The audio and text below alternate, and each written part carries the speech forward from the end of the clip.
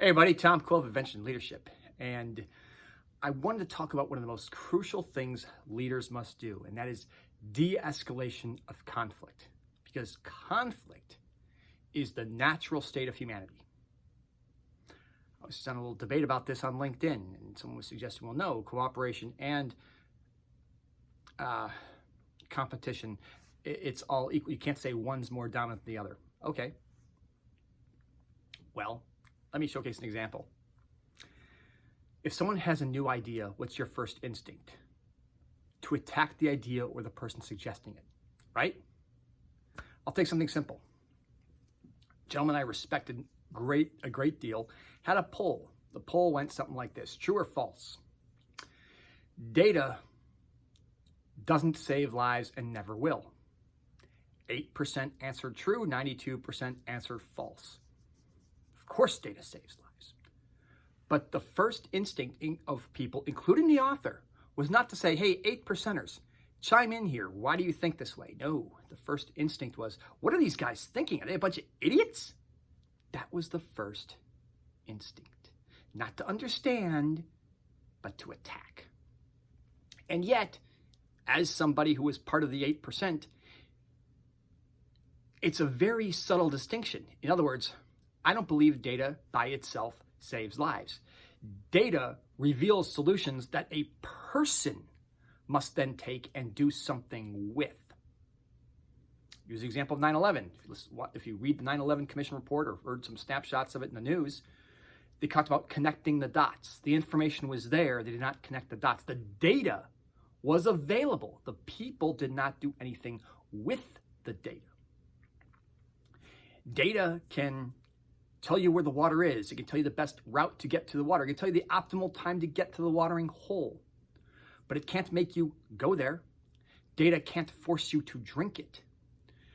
So it requires action. And anyone, and I saw a lot of the comments in there from fellow 8%ers, were all aligned. So in other words, everyone was basically in agreement that data is crucial for saving lives.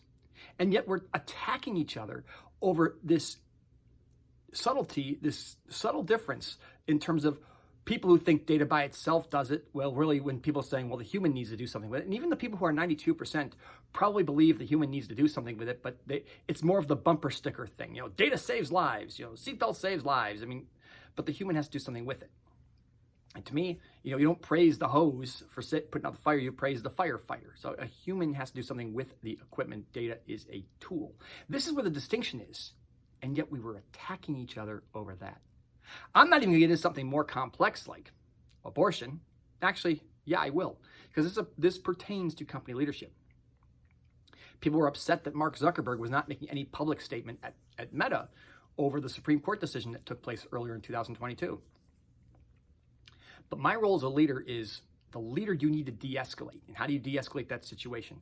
You say something along the lines of this. If I were Zuckerberg or leading a large organization, hey folks, I know this Supreme Court decision is creating a lot of emotions, but let's remember, for those of you who believe that this is taking us a step backward, there are other people who believe that this is crucial to saving the lives of the unborn. So let's remember, there's no definitive answer. And speaking from my own personal circle of people I interact with regularly, the most militant pro-life people in my life are women.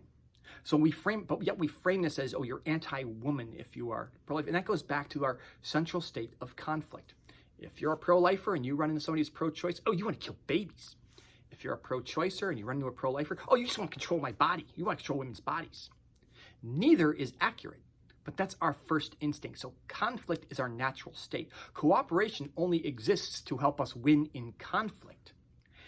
Look what's happening right now in our political landscape. People are gravitating toward right-wing groups and getting in their echo chambers, and left-wing people getting in their left-wing groups, getting their echo chamber. And this is why we as leaders need to de-escalate, because conflict is our natural state. It's important to understand our history too. Like the fascinating part about the founding of this country and our Constitution, our founding fathers really understood human nature. The checks and balances exist because they realized no matter how well-intended the leader was, the natural state was to carve up more and more power for yourself, become the dictator. And look at all the republics in the past, the Greek democracy, the Roman Republic, they all became dictators. You say, okay, how do we do this? We have to have an ironclad separation of powers, the legislative branch, the judiciary, and the presidency. But even now, each successive president in my lifetime becomes more and more of a dictator through executive order. This is the natural state of things, which creates conflict. And conflict's easier. If you've got a politician who you disagree with, it's easier to attack that person as opposed to trying to find some common ground we can work together.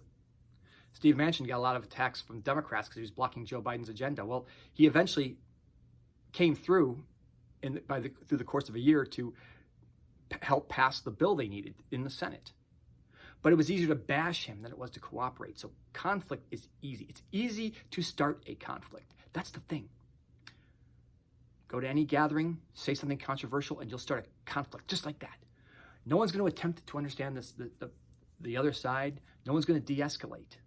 And that's where you as a leader come in.